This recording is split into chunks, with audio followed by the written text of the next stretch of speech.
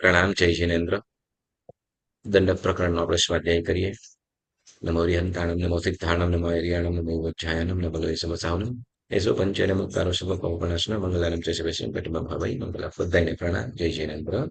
આપણે દંડક પ્રકરણના સ્વાધ્યાયમાં આજે થોડીક પ્રશ્નોત્તરી કરીએ, જેમાં સંઘયન દ્વાર અને સંજ્ઞા દ્વાર, આ બે દ્વારના થોડાક પ્રશ્નો આપણે અહીંયા પૂછીએ છીએ.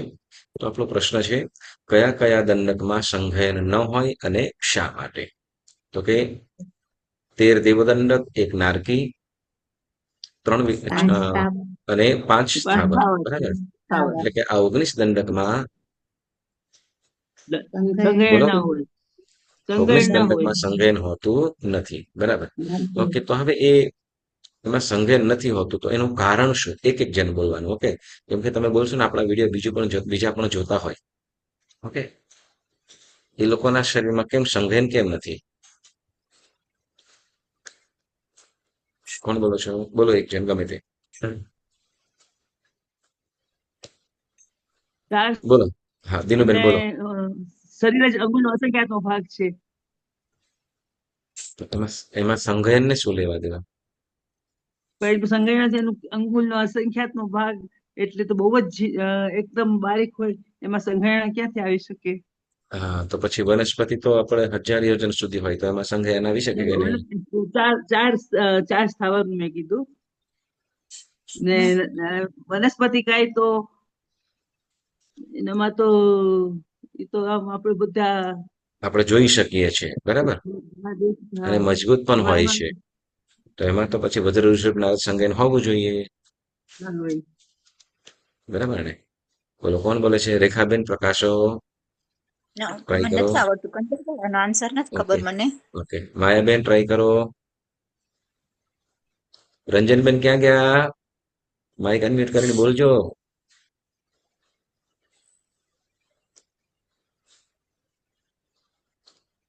ચાલો, વિભાબેન, પ્રકાશો. હા, વિભાબેન બોલો. એ લોકોના શરીરમાં હાડકા નથી ને, સંઘયન એટલે જ હાડકાની રચના, હાડકાની મજબૂતાઈ. એ લોકોના શરીરમાં હાડકા જ નથી, તો પછી સંઘયન ક્યાંથી હોઈ શકે? એમ. કોના કોના જી કોના? આ 19 દંડકમાં એ લોકોને સંઘયન જ નથી ને, સંઘયન એટલે હાડકાની મજબૂતાઈ, પણ હાડકા જ નથી, તો પછી એ લોકોને સંઘયન ક્યાંથી હોઈ શકે? એમ. બરાબર. હા, યસ. જો દેવોમાં અને નારકીઓમાં હાડકા છે જ નહીં. બરાબર. પ્રશ્ન કરી તો એ લોકોના શરીરમાં હાડકા કેમ નથી? તો કે એ લોકોના શરીરની અંદર 7 ધાતુ, આપણું જેમ શરીરની અંદર 7 ધાતુઓ છે, લોહી, માંસ, પરુ વગેરે, તો એ દેવોના શરીરમાં આમાંથી કોઈ પણ વસ્તુ છે નહીં. દેવો આપણા શરીરની અંદર જેમ શું કહેવાય, સપ્ત ધાતુઓથી બનેલું છે. બરાબર. તો દેવોમાં એ શું કહેવાય, જે આપણે લોહી વગેરે છે, તો એઓના શરીરમાં એવું નથી. એટલે ત્યાં હાડકા પણ નથી દેવોના શરીરમાં. એટલે હાડકા નથી, એટલે ત્યાં સંઘયન પણ નથી. એ રીતે નારકીની અંદર જે શરીર છે એકદમ દુર્ગંધ વાળું, પણ એમના શરીરમાં પણ હાડકા તો નથી. એટલે આ 14 દંડકની અંદર હાડકા નથી જ. બરાબર. પંચેન્દ્રિય હોવા છતાં પણ. અને જે બાકીના જે જીવો છે, એટલે કે 5 સ્થાવરની આપણે વાત કરીએ, તો 5 સ્થાવરમાં પણ શું? તો કે માત્ર એની પાસે સ્કિન એકલે છે. સ્કિન સિવાય બીજું અંદર હાડકા જેવું એમના શરીરમાં કંઈ પણ છે નહીં. એટલે જે આપણે જે જોઈએ છે એમના અંદર કદાચ કડક જેમ એક પછી એક જેમ વૃક્ષ હોય, તો વૃક્ષની ઉપર છાલ, અને છાલની અંદર થોડું બીજું કંઈક એ હોય, પછી પાછું એકદમ ઘટ આવે. એટલે કે હાડકું નથી, બસ એ વનસ્પતિનું એક જ છે. એ જ શું કહેવાય મજબૂતાઈ વાળું છે. બાકી એ હાડકું નથી કહેવાતું. બરાબર. એટલે એકેન્દ્રિયોમાં પણ હાડકા નથી. એટલે હાડકા નથી તો સંઘયન પણ નથી. બરાબર. હાડકા નથી એટલે સંઘયન નથી. જો હાડકું હોય તો સંઘયન હોય. બરાબર. જ્યારે અહીંયા તો હાડકા છે જ નહીં, કેમ કે સંઘયનનો મતલબ શું કીધું? તો કે શરીરની અંદર રહેલા હાડકાની જે મજબૂતાઈ છે, બાંધો કે મજબૂતાઈ, તેને અહીં સંઘયન કહેવામાં આવ્યું. બરાબર. ઓકે, આગળ પ્રશ્ન. કંચનભાઈ, તમને એમ પૂછું તમે એમ પૂછ્યું કે હાડકા નથી, હાડકા કેમ નથી, એટલે એટલે એમ કહેવાય કે સંઘણ્ય નથી એટલે પછી હાડકા નથી, એવું થાય. ને એમને સંગ ઊંધું કર્યું. તમે ઊંધું કરી નાખ્યું. ના, તમે હા કીધું હાડકા કેમ નથી, હાડકા કેમ નથી. એ લોકોને ના સંઘયન કેમ નથી? સવાલ પૂછો. સંઘયન કેમ નથી? તો કે હાડકા નથી એટલે સંઘયન નથી એમ. ઓકે, હા ઓકે, કે હા. સંઘયન કેમ નથી? તો કે એઓના શરીરમાં હાડકા નથી. હાડકા નથી. બરાબર? કેમ કે સંઘયન શાને કહેવાય છે? હાડકાની મજબૂતાઈને. બરાબર ને? હાડકાની જે મજબૂતાઈ છે એને સંઘયન કહેવાય છે. તો હવે જ્યાં હાડકું જ ન હોય તો સંઘયન કેવી રીતે હોય એમ? ઓકે. બરાબર? નહીં તો બીજું શું કીધું? રેખાબેન તમે શું કીધું? ને તમે પેલા સ્ટાર્ટિંગમાં બોલ્યા હતા કે હાડકા નથી, પણ તમે કીધું હાડકા કેમ નથી, એટલે હું કન્ફ્યુઝ થઈ ગઈ જરાક. એ લોકોના શરીરમાં નથી. એ લોકોના શરીરમાં હાડકા નથી. નથી, બસ એનું હા, શરીર એમ કેમ એનું નથી. હા એનું શરીર જ એ પ્રકારનું છે કે જેમાં શું કહેવાય કે હાડકા નથી. બરાબર? ઓકે, યા. ચાલો ત્રીજો પ્રશ્ન, આગળનો પ્રશ્ન. સારામાં સારું સંઘયન કયું છે? સારામાં સારું સંઘયન કયું છે? વજ્ર વૃષભના રાજા સંઘ. હમ? વજ્ર ઋષભ નારાજ સંઘયન. ઓકે, સાવ સિમ્પલ પ્રશ્ન હતો. બરાબર ને? હવે આગળનું. માત્ર એક જ સંઘયન હોય એવા દંડક જણાવો. માત્ર એક જ સંઘયન હોય એવા દંડક જણાવો. વિકલેન્દ્રિય વિકલેન્દ્રિય. વિકલેન્દ્રિય આવે. શ્યોર? વિકલેન્દ્રિય બરાબર છે? ત્રણ દંડકમાં નથી એમાં ને. 3 દંડકમાં નથી. ત્રણ બેન્દ્રિય, દંડકમાં નથી. વિકલેન્દ્રિય અને એક જ એક જ સંઘયન. વિકલેન્દ્રિય કહેવાય છે. 3 દંડકમાં એક જ સંઘયન હોય. હમ. કે માત્ર એક જ સંઘયન હોય એવા કેટલા દંડક? તો કે 3 દંડક. બરાબર ને? હા. કયા કયા? બેન્દ્રિય, બેન્દ્રિય, તેન્દ્રિય અને ચૌરેન્દ્રિય. ચૌરેન્દ્રિય. બરાબર ને? તો કે આ બે ઇન્દ્રિય, તે ઇન્દ્રિય અને ચૌરેન્દ્રિય, આ 3 દંડક ની અંદર એક જ સંઘયન છે. કયું? વજ્ર ઋષભ નારાજ સંઘયન. બરાબર ને?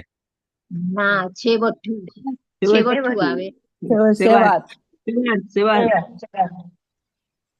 છેવટું ને સેવાર્થ એક જ છે. એક જ છે. ચાલો આગળનો પ્રશ્ન. સંજ્ઞા એટલે શું? તે મુખ્ય કેટલી છે અને કઈ કઈ? ફરીથી, સંજ્ઞા એટલે શું? તે મુખ્ય કેટલી છે અને કઈ કઈ? બોલો, કોણ કહેશે? સંજ્ઞા એટલે શરીરની અંદર જીવ કે ચેતના છે તેની નિશાની. મુખ્ય 2 સંજ્ઞા છે, જ્ઞાન સંજ્ઞા અને અનુભવ સંજ્ઞા. Very good. સુરભીબેન બહુ સરસ. કઈ તો કે જ્ઞાન સંજ્ઞા અને અનુભવ સંજ્ઞા. બરાબર? ઓકે, તો હવે જ્ઞાન સંજ્ઞા એટલે શું અને અનુભવ સંજ્ઞા એટલે એ પણ બોલી જાઓ ને. જ્ઞાન સંજ્ઞા એટલે શું અને અનુભવ સંજ્ઞા એટલે શું?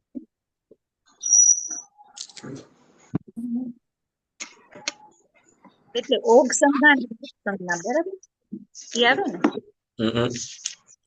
ઓગ સંજ્ઞા ને લોક મુખ્ય સંજ્ઞા. મુખ્ય મુખ્ય મુખ્ય આ મુખ્ય મુખ્યમાં 2 કીધી. કઈ કઈ કીધી? ફરીથી બોલો સુરભીબેન. જ્ઞાન સંજ્ઞા. જ્ઞાન સંજ્ઞા અને અનુભવ સંજ્ઞા. હા, યસ. જ્ઞાન સંજ્ઞા અને અનુભવ સંજ્ઞા. તો બોલો પેલા જ્ઞાન સંજ્ઞા એટલે શું? જ્ઞાન સંજ્ઞા એટલે મતિ જ્ઞાન વર્ણીય આદિ અને 5 જ્ઞાન અને 3 અજ્ઞાન. અને અનુભવ સંજ્ઞા જે લોક વ્યવહાર અનુભવવામાં આવતી હોય તે મોહન્ય કર્મથી ઉત્પન્ન થાય તે. જુઓ, પેલા જ્ઞાન સંજ્ઞા કીધી એટલે તો કે મતિ જ્ઞાનાવરણીય આદિ એટલે 5 જ્ઞાનના ક્ષયપક્ષમથી. બરાબર? મતલબ મતિ જ્ઞાન, શ્રુતિ જ્ઞાન, અવધિ જ્ઞાન અને મનઃ પ્રયોગ જ્ઞાન, આ 4 કર્મોના ક્ષયોપક્ષમથી જે આપણને આત્માની અંદર જ્ઞાન સ્ફુરણ થાય છે. બરાબર? તો એને શું કહેવાશે? જ્ઞાન જ્ઞાન. સંજ્ઞા. જ્ઞાન જ્ઞાન સંજ્ઞા. સંજ્ઞા. કઈ જ્ઞાન સંજ્ઞા કહેવાશે. અને બીજું કીધું હતું કે મોહનીય કર્મ આદિના ઉદય વડે, બરાબર ને? હા. હા, એના પેલું ક્ષયક્ષમ વડે કીધું છે અને બીજું કીધું ઉદય વડે, ઉદય. બરાબર ને? હા, ઉદય. ઉદય વડે જે પ્રાપ્ત થાય, જે જીવની અંદર થાય છે, જે સ્ફુરણો કે ચેતનાઓ વગેરે થાય છે, તો એને અનુભવ સંજ્ઞા અનુભવ કહેવામાં અનુભવ આવે, સંજ્ઞા કહેવાય. બરાબર ને? કંચન જેમ ઈ હા, અનુભવ સંજ્ઞામાં તો ઉદય ને ક્ષયોક્ષમ બે થાય ને, બે આવે. બંને પણ આવી શકે. યસ, હા. કેટલીક ઉદયના કારણે, કેટલુંક ક્ષયક્ષમના કારણે. હા હા ઓકે. બરાબર, ઉદય અને ક્ષયક્ષમ બંને આવશે. હા. બરાબર, ઓકે. ઓકે, હવે કે છે ઓગ સંજ્ઞા એટલે શું, તેના ઉદાહરણ આપો. ફરીથી, ઓગ સંજ્ઞા એટલે શું, તેના ઉદાહરણ એટલે એક્ઝામ્પલ આપો.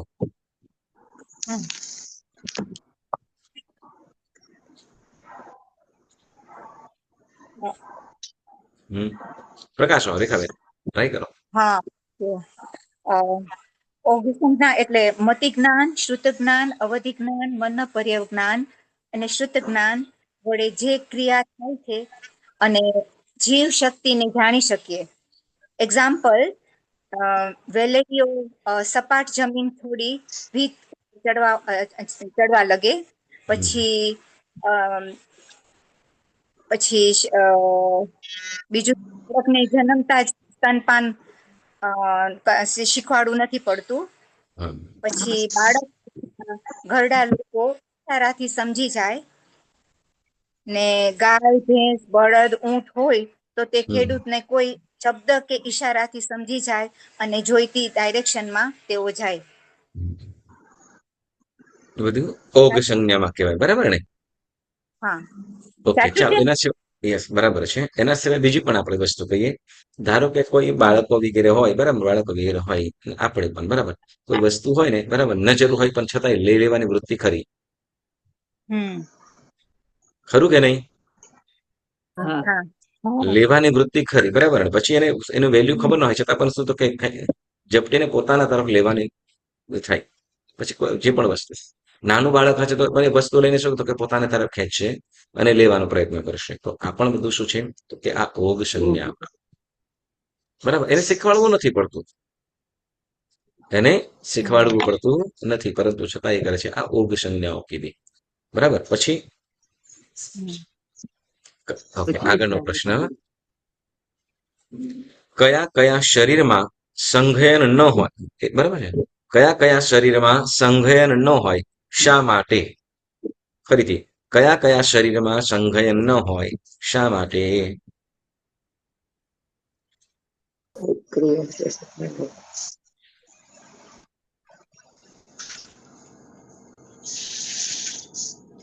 અહીંયા દંડક નથી પૂછ્યું, અહીંયા શરીર પૂછ્યા છે. ઓકે, કેમ કે પેલા બીજા પ્રશ્નની અંદર કયા કયા દંડકમાં સંઘયન ના હોય શા માટે કીધું છે, આમાં કયા કયા શરીરનું કીધું છે, કયા કયા શરીરમાં સંઘયન ન હોય અને શા માટે? ખાવાના શરીરમાં ના હોય. કયા કયા શરીરે કયો? પૃથ્વી કાળ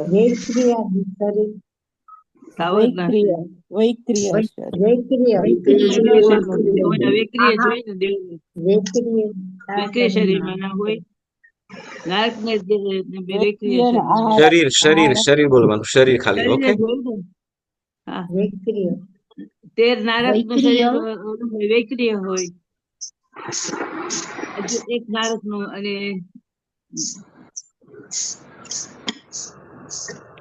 વૈક્રિય શરીરમાં સંગયન ન હોય. એટલે દેવો ને નારકોમાં. દેવોમાં ના હોય. હેલો, તમે પ્રશ્ન બધાની પાસે પ્રશ્નો છે? હા. ઓકે, દિનુબેન વાંચો, શું પ્રશ્ન છે 7મો? ક્યાં ક્યાં શરીરમાં સંઘયન ન હોય? વૈક્રિય અને આરક શરીર. નિરંજનાબેન વેક્રિય ફરીથી પ્રશ્ન વાંચો. નિરંજનાબેન પ્રશ્ન ફરીથી વાંચો. કયા કયા શરીરમાં સંઘયન ન હોય અને શા માટે? હા, યસ. હવે પ્રશ્ન સમજાયો બધાને? હા. હા હા ઓકે, હવે કોઈ પ્રશ્ન સમજાયો હોય તો એ પ્રશ્નનો જવાબ આપો. ઓકે,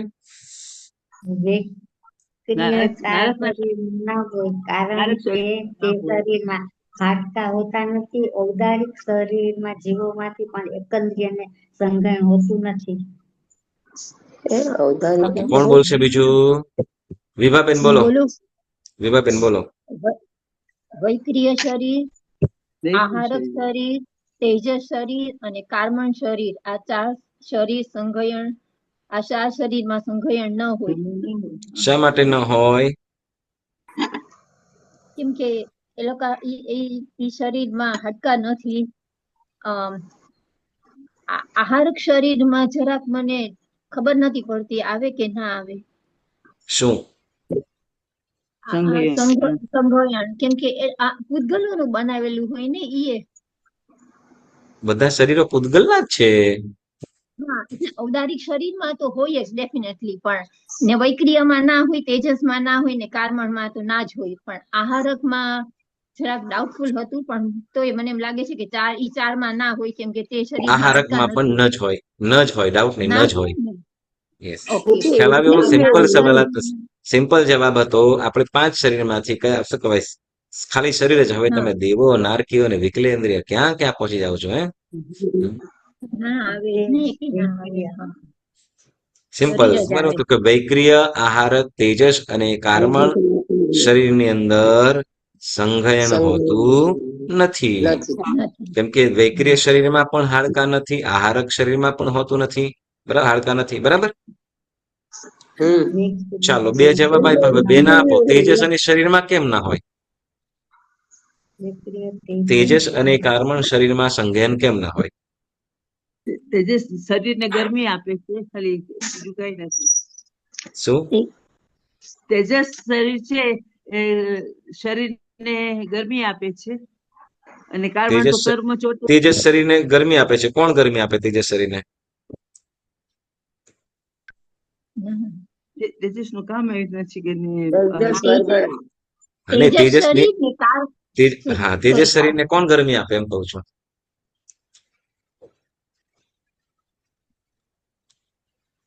હા, બોલો બોલો બોલો બોલો. તેજસ શરીર ને કાર્બન શરીર, એ બે શરીર સ્વતંત્ર નથી. એ લોકો જે શરીર છે એમાં જ છે ઓલરેડી. હા, એટલે એટલે ઔદારિક શરીર હોય એટલે એમાં એટલે જો ઔદારિક શરીરમાં જ છે એમ. એટલે મતલબ તેજસ શરીરની અંદર કાર્બન અને કાર્બનમાં તેજસ એમ.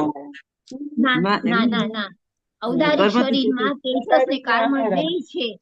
એટલે ઈ ઔદારિક શરીર બીજા ઓલા બે માં એ લોકોને સંઘયન ના હોય, કેમ કે ઈ પોતાનું નથી એનું એમ. ઓકે, તો આહારકમાં કઈ નથી. એમની આહારકમાં જો તેજસ કાર્બન હોય તો એમાં હોય કે ના હોય? આહારક શરીરમાં ચાલો, કન્ફ્યુઝ થવો. સિમ્પલ સાંભળો, સિમ્પલ. તેજસ અને કાર્બન શરીર છે એ બંને ઇન્ડિવિજ્યુઅલ નથી, એ કોઈક શરીરમાં ભળી જાય છે. બરાબર. જેમ કે ઔદારિક છે તો ઔદારિક કોઈ આત્મા ઔદારિક શરીરમાં છે તો એ ઔદારિક શરીરના આધારે એની અંદર તેજસ અને કાર્બન શરીર ભળી જશે. આહારક હશે તો આહારક શરીર બનાવ્યું હશે તો એ આહારક શરીરમાં પણ તેજસ અને કાર્બન શરીર ભળી જશે. એટલે સંસ્થાન ગણીએ કે ગમે તે ગણીએ તો એ જે શરીરની અંદર એ બંને સાથે છે એનું સંઘ અને સંસ્થાન આવી જશે. બરાબર. એટલે તેજસ અને કાર્બન શરીર આ બંને શરીરો સેપરેટ નથી. બરાબર. એ કોઈકને ઉપર ડિપેન્ડ થયેલા છે. એટલે જે શરીર છે ઔદારિક, વૈક્રિય અને આહારક આ ત્રણની અંદર ગમે તેની સાથે ડિપેન્ડ થયેલા છે. બરાબર. સિમ્પલ. ઓકે, આગળ. અને એ લોકોની અંદર હા, એટલે આ 5 શરીરમાંથી માત્ર એક જ શરીરમાં સંઘયન છે, બાકીના 4 શરીરમાં સંઘયન નથી. બરાબર. ઓકે, આગળનો પ્રશ્ન.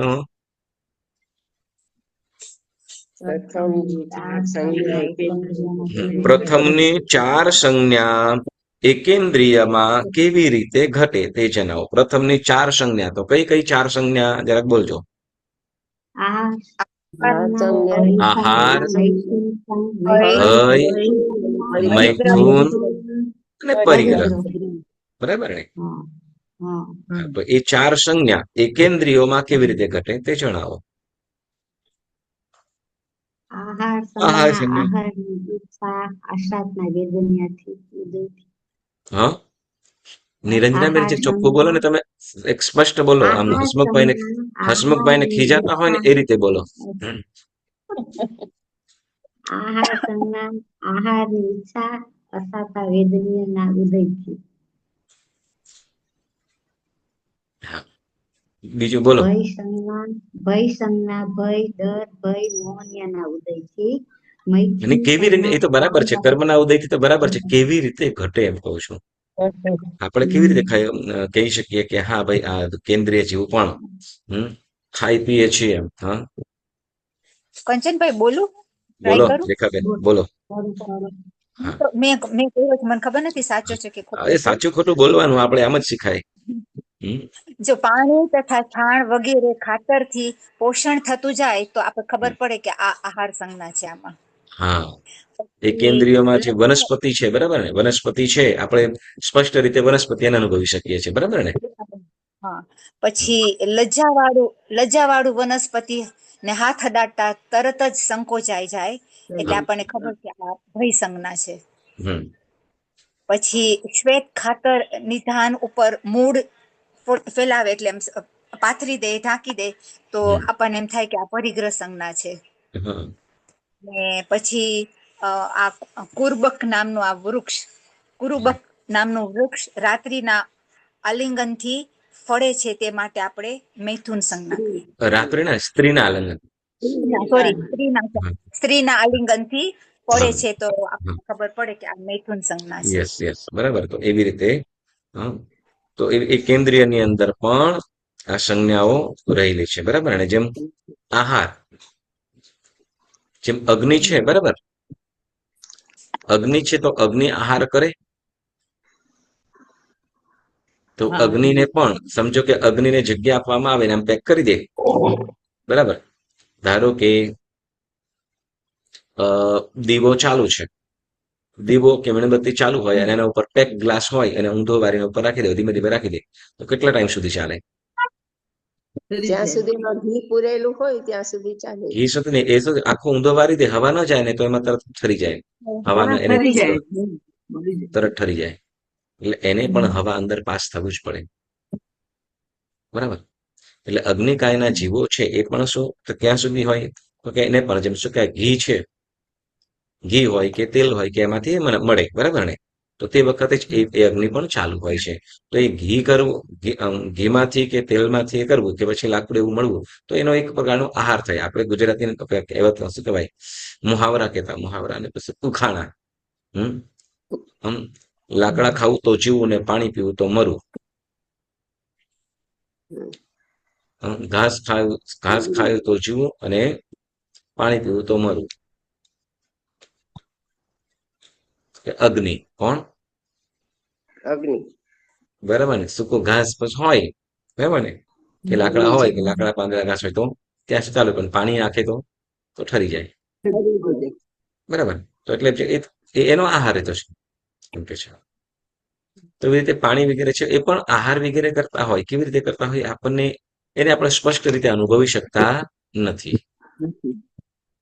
એને સ્પષ્ટ રીતે આપણે અનુભવી શકતા નથી, પરંતુ આ બધું કોણ જાણે છે? આપણે માત્ર વનસ્પતિનું જાણી શકીએ, તો બાકીનું જે વાવુકાય, તેવુકાય, પૃથ્વીકાય, અગ્નિકાય, તો એનું તીર્થંકર સર્વજ્ઞ ભગવંતો છે, કેવલી ભગવંતો છે, આ બધું સ્પષ્ટપણે જોઈ રહ્યા છે. કેન્દ્રીય જીવો કેવી રીતે આહાર, આપણે વનસ્પતિનો જેમ ખ્યાલ આવ્યો, બાકીના જે 4 છે તો એને સર્વજ્ઞ ભગવંતો છે, જે કેવલ જ્ઞાની ભગવંતો છે, એને સ્પષ્ટ રીતે જોઈ રહ્યા છે. આ જીવ આ રીતે આહાર કરી રહ્યો છે, બરાબર. આપણે કેટલીક વસ્તુઓ, કેટલાક પદાર્થો આપણાથી અગોચર છે, એટલે એને સામાન્ય આપણા જેવા છદ્મસ્ત જીવો એને જાણી સમજી શકતા નથી. ઓકે, આગળ. લોક સંજ્ઞા એટલે શું? ઉદાહરણ જણાવો. ફરીથી, લોક સંજ્ઞા એટલે શું? ઉદાહરણ જણાવો. બોલો, લોક સંજ્ઞા એટલે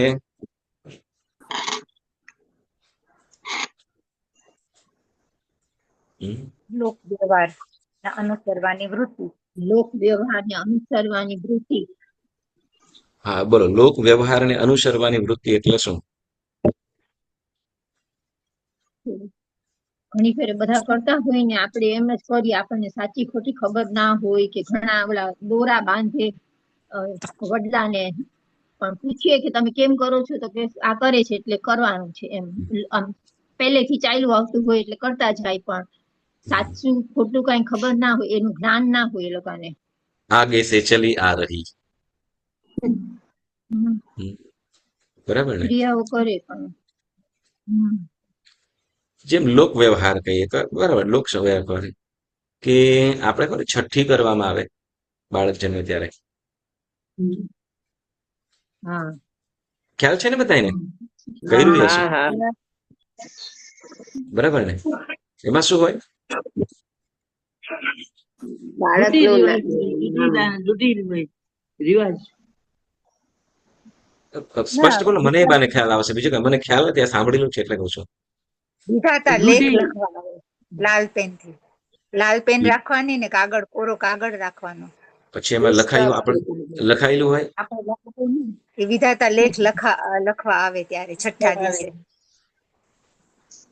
તો પછી એવો ખુરશી કહેવત રાખવાશે, છે, લોક વ્યવહાર છે. ચાય પાણી રાખવી પડે. નહીં કઈ નહીં. એવો લોક વ્યવહાર છે. લોક વ્યવહાર છે, લોક વ્યવહાર. બાલ દ્વારા ઉતારે એ લોક વ્યવહાર છે રે. લોક બરાબર ને? વ્યવહાર તો છે. જેને સંસ્કરણ પણ કહેવાય, સંસ્કાર પણ હિન્દુઇઝમમાં સંસ્કાર કહેવામાં આવેલા છે 16 પ્રકારના, બરાબર? તો આપણે છઠ્ઠીનું આપણે જે કહીએ તો આ એક પ્રકારના લોક વ્યવહાર છે. જેમાં છઠ્ઠીનું કે તો હવે નિશ્ચયપૂર્વક જોઈએ તો શું થાય? તો પછી એના કર્મનું શું? પૂર્વ ભવના કર્મનું વિધાતા ત્યારે લખવા આવતા હોય તો હવે ઘણી વખત એવું પણ કે જો પૂર્વ ભવમાં જે પ્રમાણે જેવું કરીને આવ્યું હોય એ પ્રમાણે વિધાતા લેખ લખે, હા બરાબર ને? આપણે એ બધું ને સાંભળો, એક આ છે ને તૈયારી આ શું કે વાત ખાલી એક શું કહેવાય મન ઘડત છે, પણ તમને સંભળાવી દો. મન ઘડત એટલે કોઈ સરસ રજૂઆત સારી છે સમજણ માટે. કે એક વખત છે ને રામાયણના પ્રસંગથી ઘણી વખત મેં આ વાત બોલી ગયો છું, પણ છતાં એક પ્રસંગ કહી દઉં કે રામાયણના પ્રસંગની અંદર રામ અને લક્ષ્મણ અને સીતાજી વનવાસ, અને એની અંદર પણ સીતાનું અપહરણ, અને એમાં લંકા દહન, અને રામાયણમાં એ જે છેલ્લું ચરમ યુદ્ધ જે રામ અને રાવણ વચ્ચેનું, અને એ રાવણ પાસે અનેક પ્રકારની માયાવી શક્તિઓ કે ગમે તે રીતે ગમે ત્યાંથી ગાયબ પણ કરી દે અને ગમે તેનું એ કરી લે. તો એવી રીતે હવે હનુમાન શું કહેવાય, રામ અને લક્ષ્મણ યુદ્ધ કરીને થાકેલા, રાત્રિનો સમય, અને બંને જણ સુઈ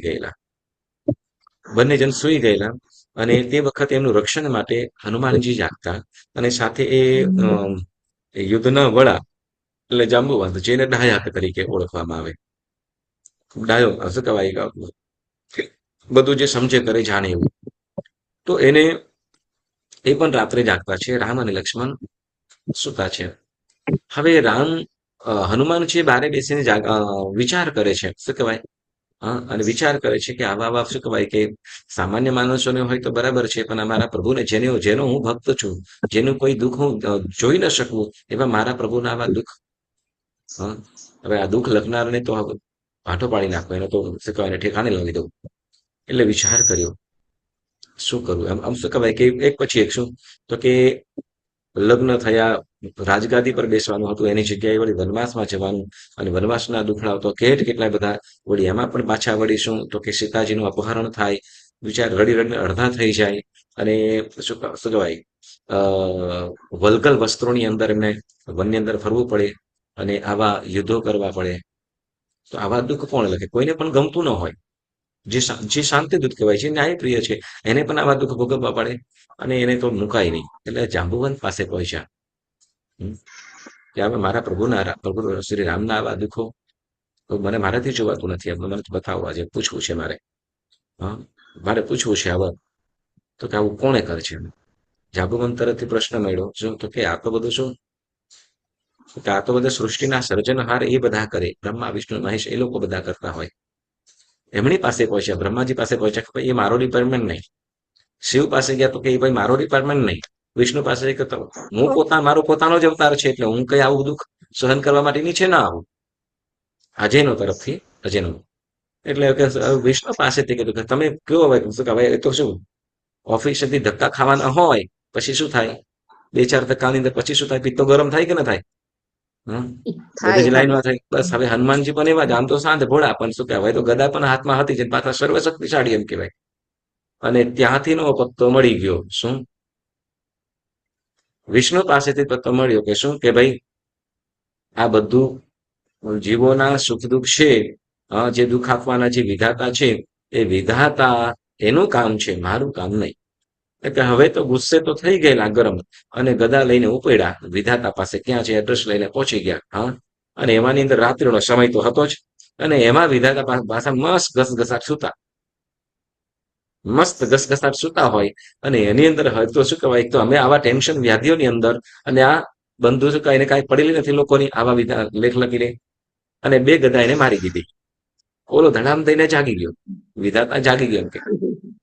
હવે ઓલે શું હવે શું કહેવાય કે કોઈ હજી જાગીને જુએ ત્યાં તો એકદમ ભય, એકદમ ગુસ્સેલ, ગુસ્સાની અંદર છે, હાથમાં ગદા છે, અને કદાચ બીજી ગદા પડે તો શું રામ નામ સત્ય થઈ જાય એવી હાલતની અંદર. અને તે વખતે પગમાં પડીને માફી માંગવા સિવાય કોઈ વિધાતા પાસે ઓપ્શન નહીં. હવે વિધાતા પૂછે કે હનુમાનજી તમે આવો ગુસ્સો ના કરાય, તમારે ન શોભે. હા, અને આ બાજુ શાંત થવાની વાત મુક. પેલા તો એ કહેશું કે મારા પ્રભુના આવા લેખ કેમ લખ્યા? આટલા શું કહેવાય, નિર્દય તમે કેવી રીતે થઈ શકો? લોકો કેટલાય દુઃખી થાય, એમાં જો મારા પ્રભુ જો દુઃખી થતા હોય તો અમે કેટલા દુઃખી થઈએ.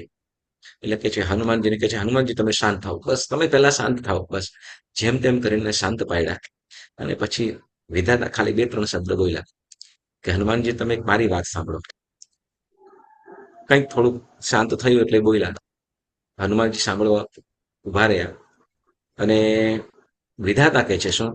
તો કે હું રાત્રિના સમયની અંદર ભર નિંદર, મસ્ત નિંદરમાં સૂતો હોઉં, અને એવા સમયની અંદર મને કોઈ આવીને મારે, એવા મારા મેં લેખ લખું ખરો?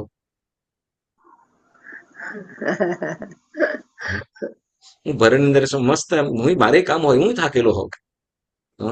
હવે એવા અસર છે કે હું સૂતો હોઉં, ભરની અંદર હોઉં, વગર વાંકે મારે માર ખાવો પડે, એવા મારા હું લેખ લખું ખરો? તમને સમજાય છે? ના જ લખે. હા, સમજાઈ ગયું.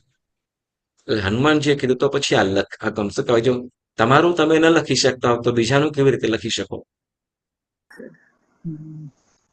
સમજાય? આ એક દંત કથા પણ આપણને એ આમાંથી સારસ લેવા જેવો છે કે વિધાતા આ શું છે, બધું જ શું છે, આ બધું આપણે આપણા શાસ્ત્રની અંદર કર્મ પ્રધાન કીધું છે, બરાબર? આપણા શાસ્ત્રની અંદર, જૈન શાસ્ત્રની અંદર કર્મ પ્રધાન કીધું છે. એટલે વિધાતા કેટલું છે, મારું જો લખવાનું હોત તો મારા લેખ તો એવું તો ન જ લખું કે મારે માર ખાવો પડે, એવો તો ન જ લખું, પાકું, બરાબર? પણ ત્યાં મારું પણ ચાલતું નથી. જેવા પ્રકારનું કર્મ કર્યું હોય, એનું કર્મ હોય, એને એવા પ્રકારના દુઃખ મળતા હોય, એમાં મારું પણ કઈ ચાલે નહીં. હનુમાનજી શાંત થયા અને નીચે વાય. મૂળ વસ્તુ આપણે કહીએ કે ભાઈ, પણ છતાંય આપણે લોક સંજ્ઞાની અંદરથી આ વાત નીકળી છે, બરાબર? કે આપણે જેમ છઠ્ઠી વગેરે કરતા હોઈએ, ઘણી બધી વસ્તુઓ, જેમ ઉત્તર ક્રિયાકર્મ કરતા હોઈએ, બરાબર? ક્રિયાકર્મ પણ કરવામાં આવે છે ને, ઉત્તર ક્રિયાપાણી જે હોય છે. જેમ આપણે જૈનોની અંદર એ છે જ નહીં, બરાબર? બાકી તો 12 દિવસ સુધી છે. શોક હોય, યસ, એ લાગણીઓ પણ ત્યાં સુધી, બરાબર? અને કેટલીક વસ્તુ તો સાંભળો ને, આ તમે વાત કરો છો ને, બહુ સહી કરું કે ઘણી વસ્તુ તો ક્યાંથી ક્યાં હોય ને ક્યાંનું ક્યાં કરતા હોય. હવે સમજો કે કોઈ ઇન્ડિયાની અંદર સમજો કે કોઈને ત્યાં બાળક જન્મ્યો હોય, તો એનું સૂતક અહીંયા આફ્રિકાની અંદર કે લંડનમાં કે બીજી દુનિયાની અંદર જ્યાં પણ હોય ત્યાં પાડતા હોય. તમને ખ્યાલ છે ને? આપણાની અંદર નહીં, જૈનેતરોની અંદર, એટલે અજૈનોની અંદર, કે ભાઈ ક્યાં જન્મ થશે, ક્યાં જન્મ થયો હોય, અને એનું સૂતક, મતલબ શું કે આપણે જે પાડવાનું હોય ને, તો અલગ અલગ દેશોની અંદર જ્યાં જ્યાં પણ હોય, એ લોકોના પરિવારજનો હોય ત્યાં પણ કરતા હોય. હવે આ જે સૂતક છે, બાળક, આપણા સૂતક છે એ ક્યાં? તો કે જે બાળક જ્યાં જન્મ્યો છે, બરાબર? અને એ ઘરની અંદર એ જો બેન રસોઈ વગેરે કોઈ પણ અંદર એનો રૂમ વગેરે અલગ જ હોય, બરાબર? રૂમ વગેરે અલગ હોય, બીજું કોઈ અડાડી નહીં હોય, તો માત્ર એ બાળક અને જે માતા છે એ બેને જ સૂતક લાગે, બાકી કોઈને પણ બાકીના એને ઘરની અંદર રહેતા હોય એને પણ સૂતક ન લાગે. ફરીથી આ વસ્તુ યાદ રાખજો. જે બાળક જે બેનને બાળક આવ્યું છે એ બેન અને જે જન્મેલું બાળક આ બેન જ. હવે જો એ ઘરની અંદર એ લોકોનો રૂમ અલગ હોય, રસોઈ પાણી પણ એ લોકોને આપી દેવામાં આવતું હોય, રસોઈ વગેરે ન કરતા હોય, તો એ ઘરનાને પણ સૂતક લાગતું નથી. એ બીજા ઘરે શું કે નાહી ધોઈને એ લોકો કદાચ એ લોકોની બાથરૂમ વગેરે અલગ હોય, હા, તો એ લોકો ત્યાંથી અલગ પૂજા કરી શકે. યસ.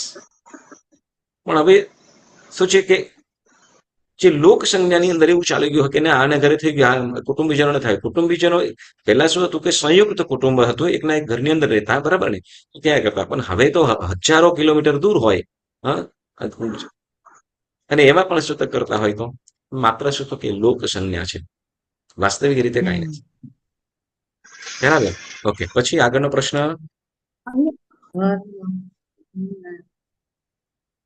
ધર્મ સંજ્ઞા એટલે શું? ધર્મ સંજ્ઞા એટલે શું? વિશેષથી સમજાવો. સમજાવો. હા, ધર્મ સંજ્ઞા એટલે શું? યસ. જે તે ધર્મ ધર્મ કરવાની ઈચ્છા થાય, અહિંસાનું પાલન કરવાની ઈચ્છા થાય. હા, ધર્મ કરવાના ભાવ, બરાબર ને. ધર્મ બધા અલગ અલગ રીતે થઈ શકે. જેમ કે 4 પ્રકારનો ધર્મ તો કીધો જ: દાન, શિયલ, તપ અને ભાવ. બરાબર ને. દાન, શિયળ, તપ અને ભાવ. જેમાં આપણે પરમાત્માની પૂજા કરીએ છીએ તો ભાવની અંદર આવી જાય છે. એકાશનો આદિ કરીએ છીએ, તપની અંદર આવી જાય છે. બરાબર. શિયળ એટલે શિયાળ 5 ઇન્દ્રિયોને વશમાં કરવા માટેના પ્રયત્નો, અને શિયળ બ્રહ્મચર્ય વ્રતનું પાલન. શિયળ વ્રત અને દાન. હા, જે જરૂરિયાતમંદ છે, ગરીબ છે વગેરેને દાન કરીએ છીએ. એમાં 5 પ્રકારના દાન વગેરે કીધેલા છે. બરાબર છે. અનુકંપા દાન, કીર્તિ દાન, અભય દાન, ઉચિત દાન, યોગ્ય દાન, સુપાત્ર દાન. બરાબર. તો એ દાન, શિયલ, તપ અને ભાવ, જે રીતે આ ચારેય રીતે જે ધર્મ કરવાના ભાવ, તેને શું કહેવાશે? ધર્મ સંગ ધર્મ સંજ્ઞા. અને ધર્મ સંજ્ઞા કયા કર્મના ઉદયથી આવે છે?